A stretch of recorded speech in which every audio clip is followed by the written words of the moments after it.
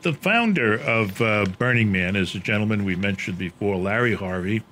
And he said sometime, someplace, Burning Man, allows people to be as foolish as they please. It allows them to do things that they needn't justify or rationalize simply because they feel a pressing need to express themselves in some way. And Harvey's statement, which is one of the most, doesn't seem to fit, it seems to me, with one of the more unexpected pieces of your story. The part of your story that has to do with Camp Katrina, which I find absolutely amazing. Take us back to the summer of 2005. Sure. Basically, news travels very slowly out in the desert. You can't use cell phones out there just because they don't reach. So news of Hurricane Katrina came very slowly, and it kind of spread like a rumor from camp to camp. Nobody was sure quite what happened or how bad it was. But when people realized what was going on, a bit of despair set in. There was definitely a note of, oh my gosh, we're all out here in the desert.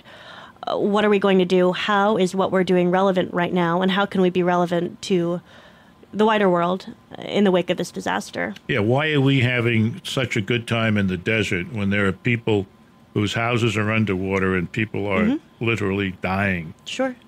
And so what can we do? And what happened was that a fellow by the name of Seth Schoenfeld came up with an idea. I guess it was his idea, Burners Without Borders. Oh, actually, Seth was just one of many people who participated in that project. There were people down there earlier, and it's definitely a group effort. They went to Mississippi. They did. And they did set up this thing called Camp Katrina. And what did they accomplish? Well, a few weeks after the festival ended, you write, Seth went down to Mississippi where some burners were starting a new art project, renovating a ruined Buddhist temple. Vietnamese immigrants in Biloxi had spent almost 2 decades raising enough money to build the temple. The day after it was consecrated, Hurricane Katrina bore down as the monks prayed inside. The Burners Without Borders team completed the temple, demolished 60 houses, hauled away tons of debris, working first in Biloxi, then building a more elaborate camp in Pearlington. New volunteers arrived, exhausted ones left. Every Saturday night they burned artwork.